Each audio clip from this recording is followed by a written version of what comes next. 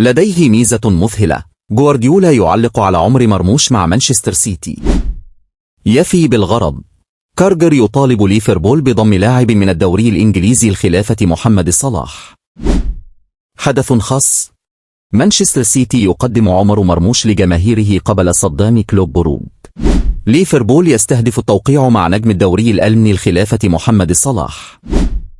نانت يحدد سعر بيع مصطفى محمد، وأيام قليلة تحسم مستقبله. يرى النجم السابق لفريق ليفربول جيمي كارجر أن هناك لاعب معين من الدوري الإنجليزي يستطيع خلافة المصري محمد صلاح في الأنفيلد في ظل الغموض الذي يحيط بمستقبله حتى الآن. ومن المعروف أن العقد الحالي للنجم المصري مع ليفربول سينتهي في صيف 2025، أي نهاية ذلك الموسم. وسبق أن صرح محمد صلاح أكثر من مرة بشكل علني هذا الموسم بعدم وجود مفاوضات أو تطورات تخص مستقبله مع ليفربول أو تجديد عقده. من جهة أخرى، أثنى جيمي كاراجر على لاعب فريق برينتفورد برايان مبيومو الذي سجل 13 هدفا في الموسم الحالي من الدوري الإنجليزي. وقال كاراجر في تصريحات نشرتها شبكة ليفربول إيكو الإنجليزية: يمكنك الشعور بأن صفقات برينتفورد أو برايتون هي السبب وراء تفوقهم في المباريات، حيث يشعر الجميع دائما وكأنهم يقولون لأنفسهم: هل تدركون ما فقدناه؟ إيه؟ وأضاف: عندما تراهم يتألقون في تلك الأندية، ترى نفسك تتساءل: هل تعتقد أنهم قادرون على القيام بعمل جيد مع أنديتنا؟ تلك الفرق يقدمون أداء جيدا في المباريات بسبب هذه الصفقات ومعاييرهم، وهو مبيومو بالتأكيد واحد منهم. وواصل: أفكر في فريقي القديم ليفربول مع الموقف المتعلق بمحمد صلاح، لاعب يلعب بقدمه اليسرى على الجانب الأيمن، من يمكنه أن يفي بالغرض. إنه شخص يتردد اسمه دائما بسبب قدراته والنادي الذي يلعب له. وأكد: أنا من أشد المعجبين به مبيومو. إنه يتسبب في مشاكل كبيرة للخصوم، فعل ذلك أمام ليفربول في مباراتهما الماضية. حدث خاص. مانشستر سيتي يقدم عمر مرموش لجماهيره قبل صدام كلوب برود. يستعد نادي مانشستر سيتي الإنجليزي لتقديم لاعبه المصري عمر مرموش والصفقات الجديدة إلى جماهير الفريق. وتعاقد مانشستر سيتي مع عمر مرموش وعبد القادر خوسانوف وفيتو الريس خلال انتقالات الشتاء الجارية. وأعلن مانشستر سيتي في بيان رسمي أنه سيقدم الصفقات الجديدة يوم الأربعاء القادم قبل المباراة المصيرية أمام كلوب برود بدوري أبطال أوروبا. وأفاد مانشستر سيتي: سيتمكن مشجع مانشستر سيتي من سماع أخبار لاعبي الفريق الأول الجدد في حدث خاص خارج ملعب الاتحاد يوم الأربعاء 29 من يناير. سيتمكن المشجعون من سماع أخبار كل من عبد القادر خوسانوف وفيتو الريس وعمر مرموش وكيرولين نيكولي وريبيكا كانت وإيمو أوياما في الحدث الخاص على السجادة الزرقاء. سيتحدث كل لاعب مع مقدمي برنامج سيتي سكوير قبل مباراتنا ضد كلوب برود. وسيقدم مانشستر سيتي اللاعبين قبل المباراة أمام كلوب برود في الجولة 8 لمرحلة الدوري بدوري أبطال أوروبا. وشارك مرموش أساسيا في فوز مانشستر سيتي أمام تشيلسي أمس السبت بثلاثية لهدف بالدوري الإنجليزي الممتاز، كما شارك عبد القادر خوسانوف أيضا. ولن يتمكن الثلاثي مرموش وخوسانوف وفيتو الريس من المشاركة أمام كلوب برود بحسب القواعد المتعلقة بدوري أبطال أوروبا. ليفربول يستهدف التوقيع مع نجم الدوري الألماني لخلافة محمد صلاح. كشفت مصادر صحفية إخبارية عن رغبة نادي ليفربول الإنجليزي في التعاقد مع أحد لاعبي الدوري الألماني خلال فترة الانتقالات الصيفية المقبلة. ولا يزال الغموض قائما حول مستقبل الدولي المصري محمد صلاح مع الريدز الذي لم يحسم مصيره حتى الآن مع هداف الفريق. يذكر أن عقد محمد صلاح الحالي مع ليفربول سينتهي بنهاية الموسم الجار.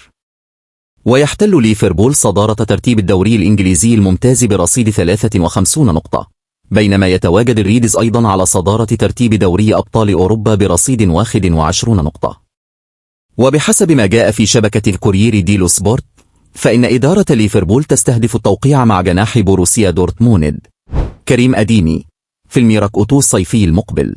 وترى إدارة ليفربول أن التعاقد مع كريم أديمي سيكون حلا مميزا في المستقبل القريب في حال رحيل محمد صلاح أو استمرار النجم المصري لأعوام قليلة مقبلة. ومنذ انضمام أديمي إلى بوروسيا دورتموند في صيف 2022 تمكن من تسجيل 19 هدفا بينما قام بصناعة 10 أهداف. ويمتلك اللاعب الألماني البالغ من العمر 23 عاما القدرة الكبيرة على اللعب في جميع مراكز خط الهجوم، كما أثبت ذلك في البوندسليغا. جدير بالذكر أن نابولي يراقب موقف كريم أديمي مع دورتموند، ويضعه كبديل ثاني في حال عدم التعاقد مع أليخاندرو جارناتشو في الانتقالات القادمة. نانت يحدد سعر بيع مصطفى محمد، وأيام قليلة تحسم مستقبله. كشف تقرير صحفية فرنسية أن نادي نانت حدد سعر بيع الدولي المصري مصطفى محمد مهاجم الفريق الأول لكرة القدم لبيعه خلال فترة الانتقالات الشتوية الجارية. مصطفى محمد يواجه موسما صعبا مع نانت، ويجلس بديلا في معظم المباريات، حيث خاض 17 مباراة وسجل هدفين وصنع هدفا. موقع أسكور الفرنسي أكد أن مصطفى محمد خارج حسابات المدرب أنطوان كومبواريه، وأقرب للرحيل خلال فترة الانتقالات الشتوية الجارية، ولكن بشرط.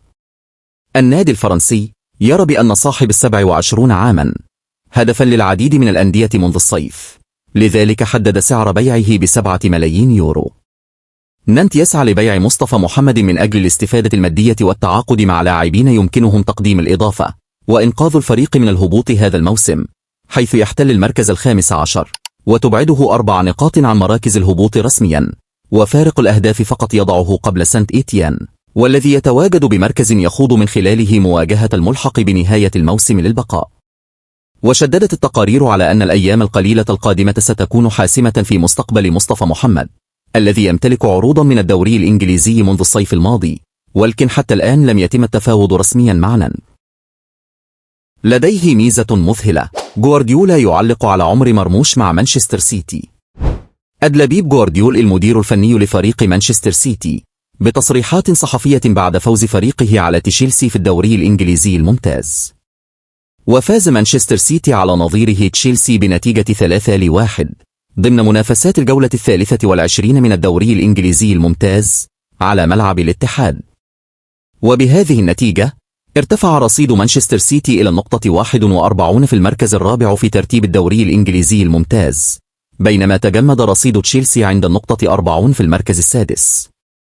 وقال مدرب مانشستر سيتي بيب جوارديولا في تصريحاته: لم تكن أفضل بداية لنا، من حسن حظنا أنهم لم يعاقبونا بهدفين نظيفين بعد أن تعافينا عاطفيا وقدمنا أداء جيدا.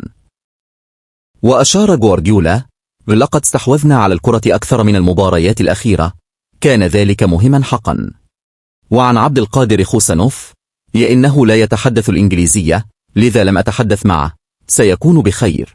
لقد شارك في جلسة أو جلستين تدريبيتين فقط، لم أرغب في الضغط على ستونز للعودة من الإصابة تمهيدا لجاهزيته في مباراة الأربعاء ضد كلوب بروج. وأكد المدرب الإسباني: كان اللاعبون متحدين، كان ذلك مهما للغاية، يمكن لأي لاعب أن يرتكب خطأ، يدعم المشجعون دائما اللاعبين الجدد، إنه صغير جدا، سوف يتعلم، والآن أصبحنا أقرب إلى نوتنغهام كن بورنموث يقدم نتائج مميزة. وبسؤاله حول إمكانية تعاقد النادي مع لاعبين جدد، أجاب قائلا: لا أعلم، ما أرغب فيه هو عودة الفريق الأساسي في بداية الموسم. وعن تحسن أداء مانشستر سيتي أشار: إذا لم نمرر الكرة سنصبح أحد أسوأ الفرق، نحن بحاجة إلى الكرة من أجل البقاء. وأوضح جوارديولا: لقد عانينا مؤخرا وكان موسما صعبا للغاية، معظم اللاعبين كانوا هنا لمدة 8 أو 9 سنوات ولن أغير رأيي في غضون شهرين، يتعين علينا أن ندرك أن ما نقوم به ليس كافيا، أطلب منهم أن يتقدموا وقد فعلنا ذلك، لقد خلقنا فرصا كافية لتسجيل الأهداف وفي النهاية أنا سعيد حقا بالفوز. وأفاد: بالطبع نحن بحاجة إلى لاعبين جدد مع عمر وخوسانوف، والآن لدينا مباراة أخيرة في دوري أبطال أوروبا يوم الأربعاء. وعن أول ظهور لعمر مرموش أجاب بيب: كان رائعا حقا، تحركاته مذهلة وجيد في التواصل مع اللاعبين، إنها أول مباراة له ويقوم بحركات لا تصدق.